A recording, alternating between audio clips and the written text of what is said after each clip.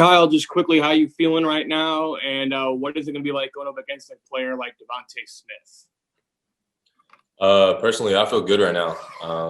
I think we got a lot of time since the Clemson game to rest up and get our bodies right for this game coming up on Friday. I think Devontae Smith is a really good player, but he showed throughout the year that he's one of the best receivers in the country. But I think we have a good game plan to hopefully contain him and show what we are made of on defense as well. So I think we have a good group of players on defense that match up well with them. We'll hand it over next to Tim Priester. Kyle, there's always a lot on your plate being in the position you're in, but maybe a little bit more here against Alabama, considering what you have to deal with in stopping the run with Harris and stopping the deep ball with Smith. How do you balance your role, your responsibility against an offense like this? Our coaches have been preaching to just do your job. All 11 guys just need to do their job and stay within ourselves. And I think if I do that and all other 10 guys do that, we can take care of the run game and the pass game at the same time. I think our plan is very sound. And as we get deeper into the week, I think the players become more comfortable with it, more confident in it. So, if I do my job, the guys next to me do my job, I think we'll be perfectly fine. We'll go next to AP Stedham. Good morning, Kyle. Kyle, I wanted to ask you about Najee Harris. What makes him unique as a running back? And have you ever tackled somebody that's similar with that size and elusiveness and speed? I think he's a great player. He's a big back. He's fast. He's agile. He has it all. He has a lot of intangibles. He's a good pass blocker as well. I think we all just have to bring our feet and just tackle, make open field tackles. I think that's going to be a big factor in the game, just get them on the ground. Teams have struggled with it, and that's when defenses have looked bad against them. But I think if we all do what we need to do in the run game and hopefully shut that down and do what we need to do in the pass game, we'll be okay. But he's a freak. He's a big guy that shouldn't be moving as fast as he does and laterally as quick as he does. I think we have people on defense that can stop that and will stop that on Friday. We'll go next to Carter Carls. Kyle, you've mentioned before just how important it is to be disciplined with your eyes back there in the back end of the defense, and just wondering what the key to that is for you. Like if you try to focus on something or multiple things, and just how much more important is that in a game like this when you're going up against so many different weapons?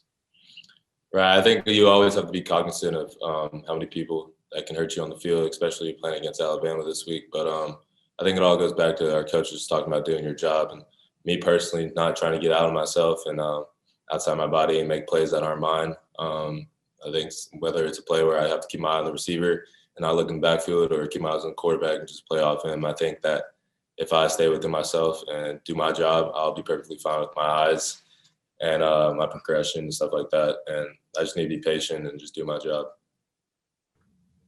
We'll go next to Chuck Freeby. Kyle, where did this team get away from the good run defense in the Syracuse game and in the Clemson ACC championship game, and how do you restore that going against a team like Alabama?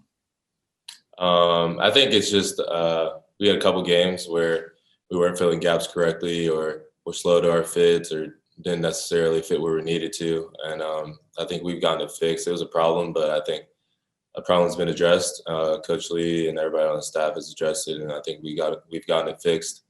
And the game plan's pretty sound right now, and we all know our jobs. And just to emphasize the point of just doing your job, if everybody does their job, then the run game shouldn't be an issue.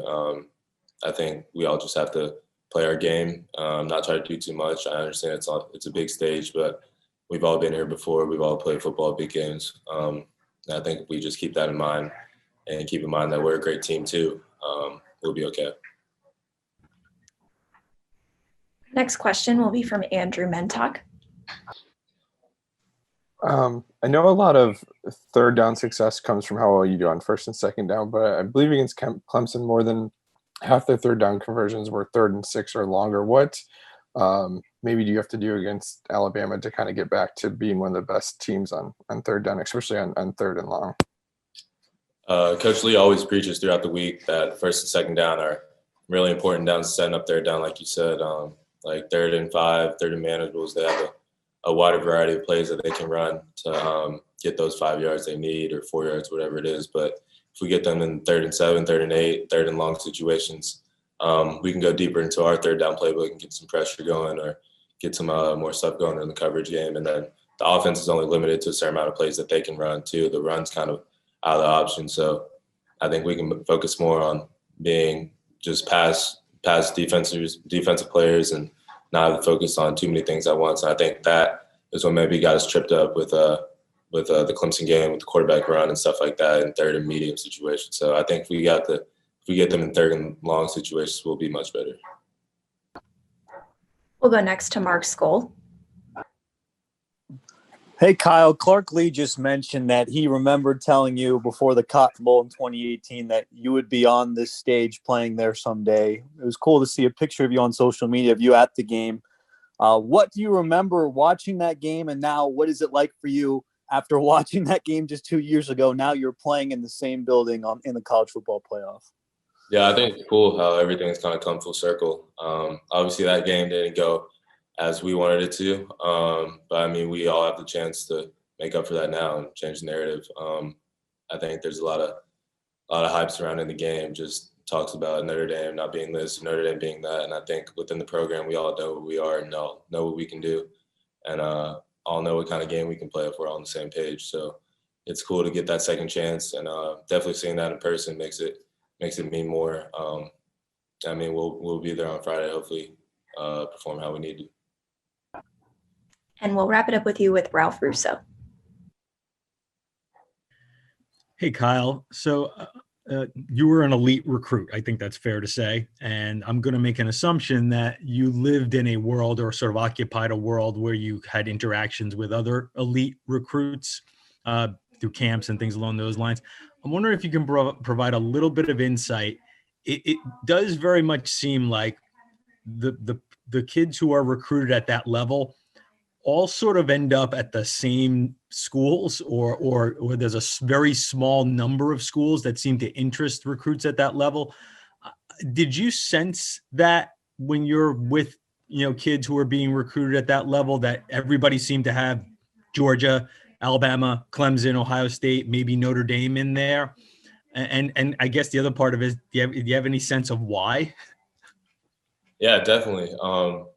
I mean, those schools are blue bloods of college football. It's like going to Duke for basketball or Kentucky, Kansas for basketball. I mean, it's a professional factory. I mean, if you go there, your chances of getting to the NFL are a lot higher than if you go to a mid-major or other schools. And I think that kids lucky enough to be in that position understand that and understand what they can do if they do well in college to hopefully provide for their family and their loved ones. I think that provides a big boost to those schools because they have a reputation, including us, of just putting guys in the league and making kids' lives better and making their dreams come true and stuff like that. And I think ultimately what separates Notre Dame for me is that the academic aspect, because football is going to end at some point, and I want to know that I'll be well educated and well connected throughout the school. And I think Notre Dame provided the best opportunity for me to do that. So I think that's what separates it from every other school in the country, just the fact that we are perennial college football playoff team, along with the fact that we're a top 15 school in the country academically. So